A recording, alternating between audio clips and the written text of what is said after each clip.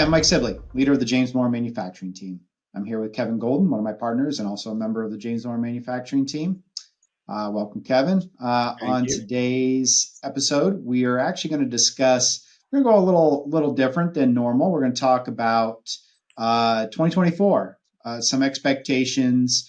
There's a lot of economists and some of the large CPA firms out there that put out their predictions. Not to mention some of the things that we're hearing from some of our clients, and I want to talk a little bit about expectations and how you can build this into thought processes for 2024 for your own business and what this means. And of course, with manufacturing as a general industry, but within that industry, there's a lot of subsegments within that. So your own segment may be feeling something different than kind of the average, so to speak. So you got to take that into consideration and what you're feeling, what you're seeing. For example, supply chain might be, you might have issues that are different than what others are seeing. But we want to talk a little bit and how to prepare for that to some degree. Also, 2024 is an election year, which is going to drive probably all of us nuts with ads, of course, and that's always fun when we get into the political discussions and things like that. But of course, what most people want to know is, what is this going to mean for my business? And frankly, we're not going to know until the elections are over, and then even then, beyond that, where does that whichever administration wins, where are they going to go, and what does the House and the Senate look like, and how does that evolve? So there's a lot of unknowns.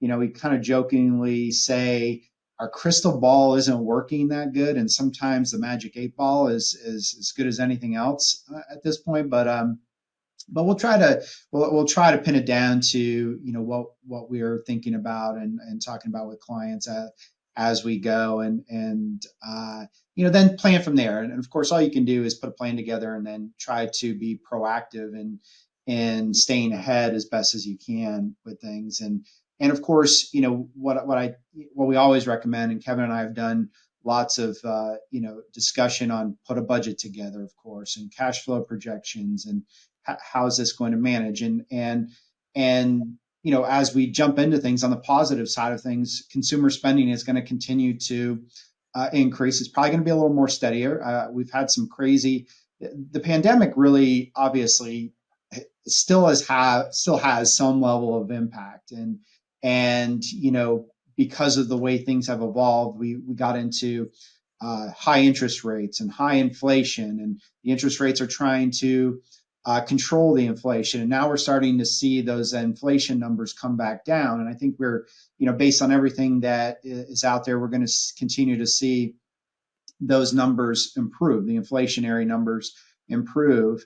The Fed's come out and talked about interest rates gradually being eased because they don't want to go too far over and create even more problems. So I think we're going to see some interest rates come down, which is going to increase. I think probably continue to allow that increase in spending. And I've even seen construction starts on residential as mortgage rates have come down a little bit, starting to see the construction build back up again. And of course, with construction, there's materials. With materials, there's manufacturing and other suppliers that need to be the ones bringing that in. So I think, from a manufacturing standpoint, you've got to be ahead of the game on, where are your material prices going to go this year? Are they going to go up by a lot? In some cases, I'm seeing more moderate increases still. I haven't seen a whole lot come down, but starting to see in some areas freight costs come down. So it's looking at those costs and saying, okay, let's get ahead of it. And I know a lot of companies are getting wary of price increases being passed along, but you've got to be ahead and you've got to be really well communicating. Don't get price increases and absorb those, and then all of a sudden say, "Oh no, I've got to go talk in an emergency. My margins are hurting, so I've got to get to a much higher price." Think about this in advance. Think about what your material costs are going to be doing to you, if anything, and try to build that into your discussions with your customers ahead of the time to prepare them for some level of growth in pricing, to make sure you're not absorbing that and your margins are taking a hit. Too many times you see manufacturers behind the game on that, and not even realizing until months go by that, oh, our margins down. Why are margins down? Where our material costs have gone up, and we didn't flow that through to the customer even partially. They haven't passed them along anything. So that's why we talk heavily about budgeting, planning, cash flow forecasting, really understanding your suppliers and what's going on in your particular industry. Yeah. Kevin, one of the other challenges obviously is labor, and Yep. that impact. Yeah, no, definitely. And I think one more thing on consumer. I mean, I think you hit the nail on the head first, Mike, with again, we don't have a crystal ball. We don't know exactly what the future holds, especially given an election year, especially whenever not the economy isn't always rational, right, in how it responds to things. Um, but again, it's putting yourself in a position where you can best react to some of these things that are just simply out of your control. How can I best Mm-hmm. respond? How can I be prepared? Have what I need in front of me to make the best decision I can when that time comes, right? And so you're right, as that consumer spending again continues to be strong, that's going to really bode well. Again, you talked, Mike, about those sub segments, those who have durable goods, those things that are that are being sold. Whatever your widget may be that you're selling. Again, being able, knowing that spending is going to continue to remain strong or predicted to continue to remain strong, right? Means that okay, those are those growth. We're going to talk about growth in a little bit here, but those are the growth challenges and things like that we're going to have to be prepared for. On labor, going to that now, in labor, definitely. I mean, you could insert just about any industry. I mean, manufacturing, I know we focus on manufacturing, but just about any industry that's had labor issues and skilled labor issues, right? So we're predicting that and we're looking at that's probably still going to be an issue, right? Especially people who have very specific roles and technical roles, skilled roles. A lot of in manufacturing, you have a lot of those types of people, right? And so obviously that creates a capacity issue, right? So if we've got, you know, not even willing people we can go out there and teach these skills to that are able to work, right? Then that's less production capacity we can do, and we can, and less that means less we can support by those needing our goods, right? So we have to think a little bit more about how we work, right? About working a little bit smarter, about how we do things, right? Whether it's a process procedure, we'll talk in a little bit about technology and innovation and things like that. We've got to think a little bit better about that. How can we continue to improve our process procedure? Work with the people that we have, right? The great people we have, and get more out of them without overburdening them and burning them out and seeing the labor we do have walk out the door again. So expect that to continue to be an issue, right? Um, uh, Also, that leads to supply demand, right? Less people willing to work, then those that are willing are going to start demanding and continue to demand higher and higher wages, right? The economy, as inflation, even though it may curtail and hopefully not be quite as bad, as that's still is still going to be there. So that's going to demand the cost of living to go up, which again is going to demand on us as employers, as manufacturers, that labor is going to continue to go up. So simple supply and demand there that has a ripple effect that we're going to continue to see, right? And as we mentioned, Mike, you mentioned earlier, you hinted at it, that can lead into some supply chain disruptions and so forth, that can again, all these are intertwined and connected to one another.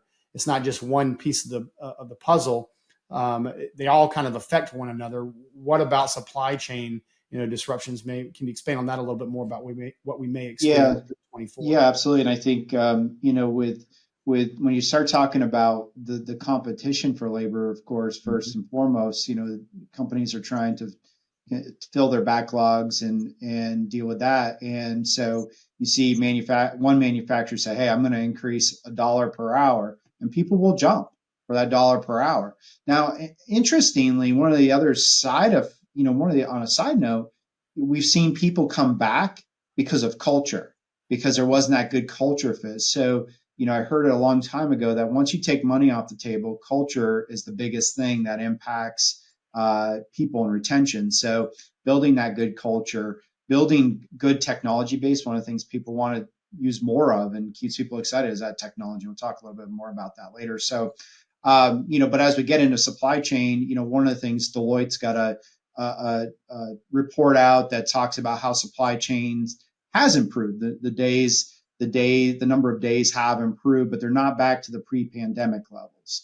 And again, there are some suppliers that are doing better than others. And of course, down to your individual level, you're going to see, you've got to assess that.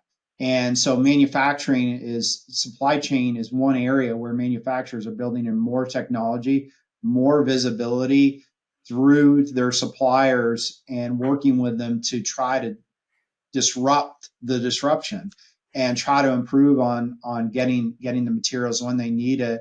Back to, pre-pandemic, everybody's talking about just in time, and now it's, hey, we're just waiting.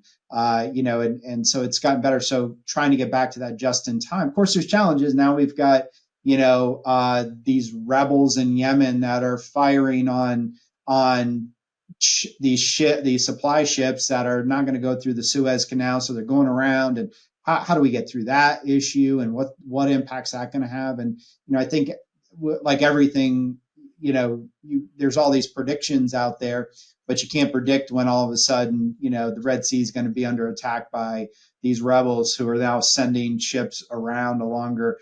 And we saw what happened before when there was that accident that backed up the canal, and so nothing was getting through. That had a bad disruption. So there's always worldwide events that can change things. So that's why from a manufacturing standpoint, you've got to look at your supply chain, see how you can improve it, use technology to improve it, work with your suppliers again. Now, one of the interesting things, I've seen, well, actually with multiple clients, is where there was such a buildup of inventory in the past year to counteract the supply chain issues, that we could be looking at a little bit of softness in this first quarter as those inventories are used up, then build back up. So I've got multiple clients that are possibly seeing some of that as well. Now, hopefully, with that, what you really do is you really got to make sure you can use your MRP system. If you have an MRP system, if you don't, if you're smaller, how do you manage your supply? How much manufacturing material you need versus when you're going to have the POs and the orders that are coming in. So you can try to match with, okay, what's the average turnaround time with getting the materials that you need in the door. So, there's a lot more mechanics and time being spent on that, but it's time well worth it. And again, this kind of comes back to budgeting and cash flow planning. Mm-hmm. Obviously, you see people buying a lot more raw materials up front so they can absorb that. Well, there's a carrying cost. Carrying costs are 20 to 30% often of whatever is on hand. And so, that can be a big cost, especially if you're into a line of credit and things of that nature. So this is a very significant area to be planning and spending time on to try to mitigate as much as possible. Now, well, and that's also, Mike, I mean, that's also working with those key employees that you have that kind of, you know who they are. There's the ones who grease the wheels, so to speak, and making sure everything runs smoothly. They need to be informed and need to have input on those, because they're all going to see something a little bit differently on what those disruptions and what those ripple effects may be when you have a week, 2 weeks disruption and so forth. But again, it ties back probably a culmination of what we've discussed all year long, whether it be financial related, whether it be operations or whatnot, being in tune with your inventory system, having a great inventory system, things like that, because those are all the signs that, oh, well, here's what that ripple effect really looks like, whether it's dollar and cents or operationally to my customers, to my consumers, what that looks like, when we have unexpected things and uncertainty in the economy happen. So again, just really being you and your core team and your key members being in tune with these items, again, helps you react a lot better on things that you simply just can't control. Absolutely. So Kevin, talk a little bit, one of the things that's been disruptive, obviously, is, the technology, computer chips, all of these different things. Now, we talked about this, some time ago, but there has been some tax incentives placed out there. So maybe talk a little bit about that. Yeah. This gets back into the growth in manufacturing, so normally when you have supply chain disruptions like that, naturally, the industry is going to, take a hit because of that, right? But we're looking at that because of a lot of what you mentioned, some of these acts like the Infrastructure Investment Act, the Jobs Act, the CHIPS Act, most recently the Inflation Reduction Act, things like these that pushed a lot of the CHIPS Act, pushing out a lot of benefit to be able to mass produce those. Why? To help solve some of these supply chain disruptions, right? And so forth. We saw that in the auto industry. We saw that in several other industries. The Inflation Reduction Act. A lot of, if you go back and read through all that, which if you need a good, night's rest, go read through any sort of literature like that. But if you read through a lot of that, it's a lot of green type incentives, right? A lot of those things that our manufacturers and our clients, like in that industry, can benefit from or are actually doing as they continue to grow, as they continue to build new plants or new warehouses and things like that, things that the government is supporting, right, that you can benefit from to help, again, meet that a lot of these challenges we've been talking about, right? So again, the government, the U.S. government themselves, have really boosted the infrastructure of the manufacturing to avoid just a major hit and a major slowdown in our economy, because manufacturing is one of the major industries that drives it all, right? So, again, like you mentioned earlier, Mike, because of things like this,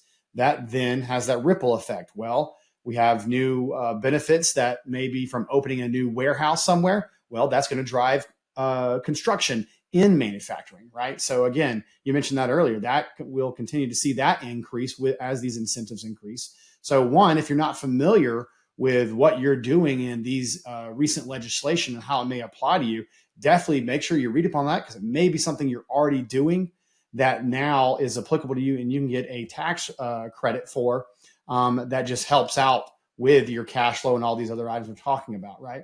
But then also keep in mind that even though we're not back to pre-pandemic levels of supply chain and not having as much of issues there, we're still expecting, because of the support of the infrastructure in the manufacturing by the government, we're still expecting that manufacturing is going to continue to grow.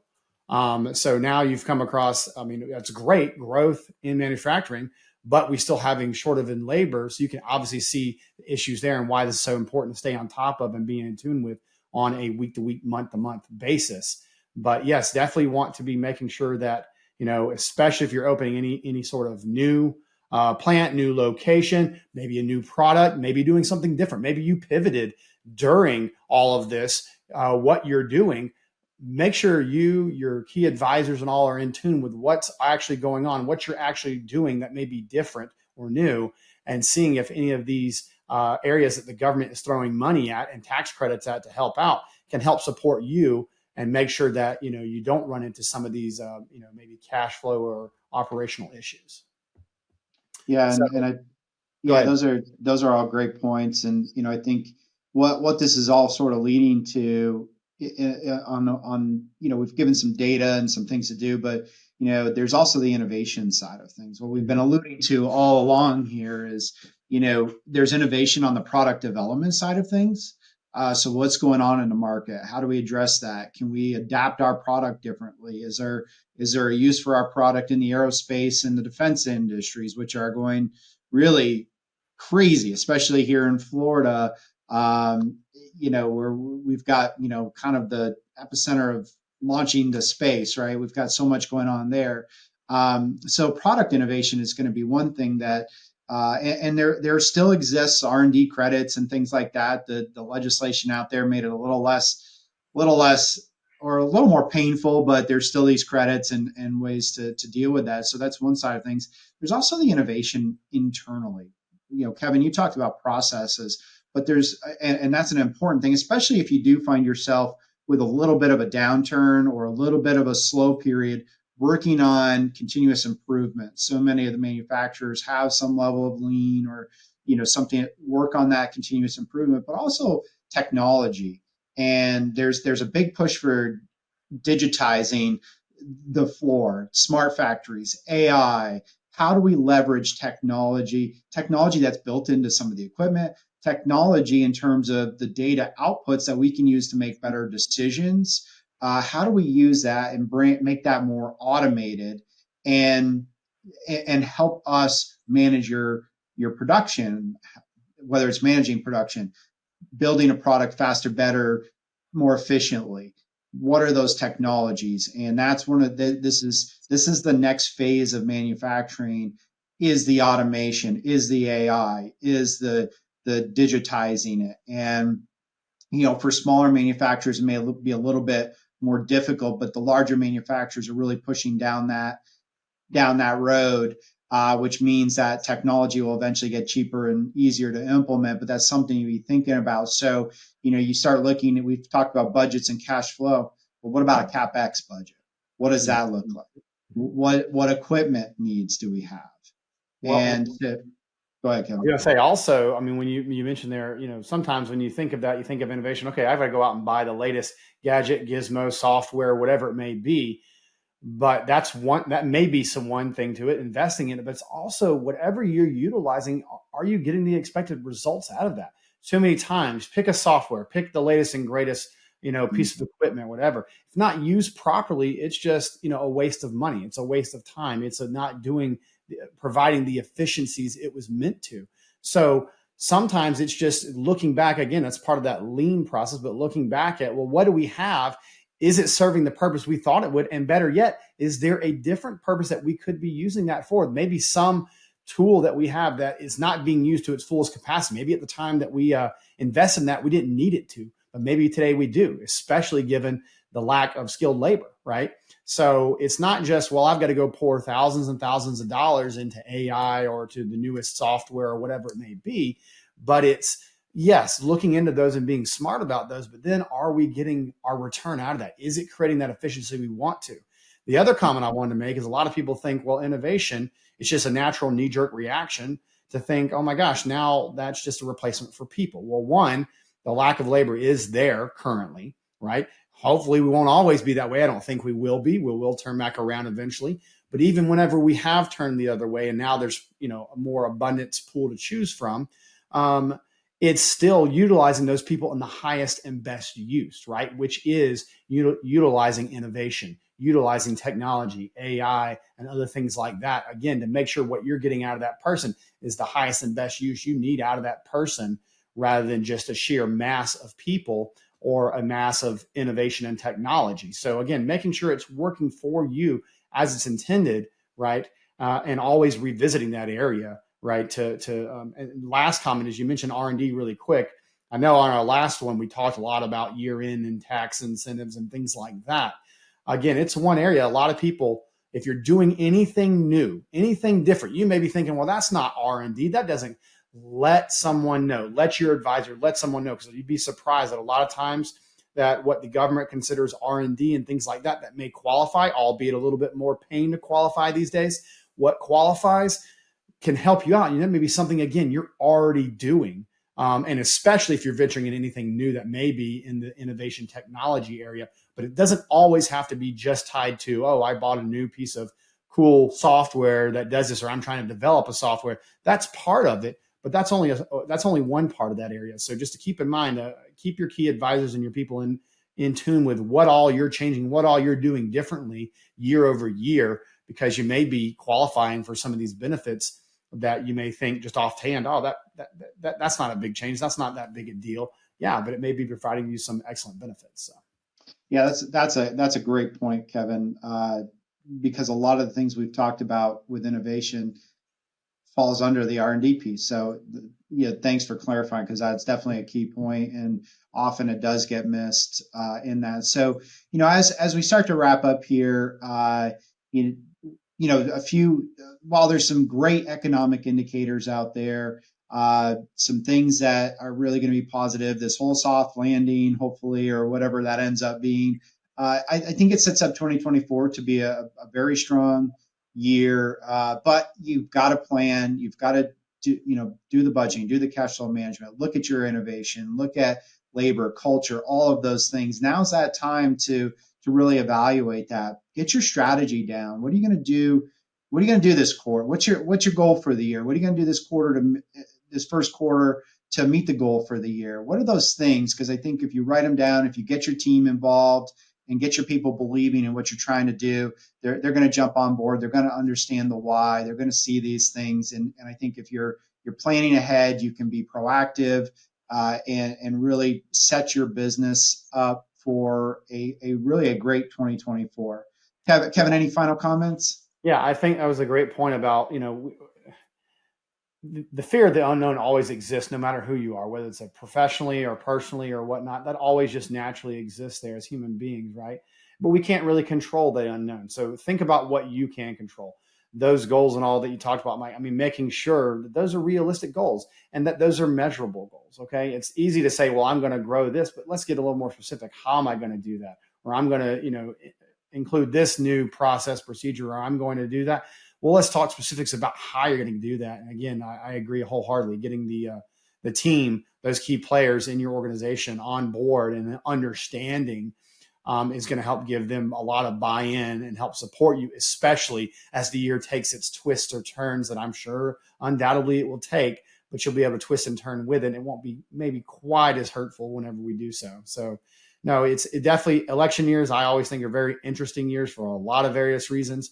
But just because of it's just so much, a whole lot of talk. I'm always excited to see after it's all settles down what exactly is going to happen, especially how it's going to impact our day to day and what we do in our businesses and our clients. So we really appreciate everyone, attending. Thanks for everything. Hope everyone has a great end to your year, and then we'll see y'all in 2024. Yeah, thanks, Kevin. I want to echo. I hope the holidays have been relaxing for everybody, and we wish the best for 2024. Of course, Kevin and I are here. If as you have needs and questions, feel free to email us, call us. We're always happy to chat. And with that, I appreciate everybody listening, and again, wish a successful 2024. To learn more about James Moore & Company's manufacturing services, go to jmco.com. And don't forget to subscribe to our More on Manufacturing series to receive updates when new videos and podcasts are released. If you'd like to be a guest, or if there's a topic you'd like to see covered on a future episode, contact us on our website. You can also follow us on social media for more news as the landscape on manufacturing continues to rapidly evolve.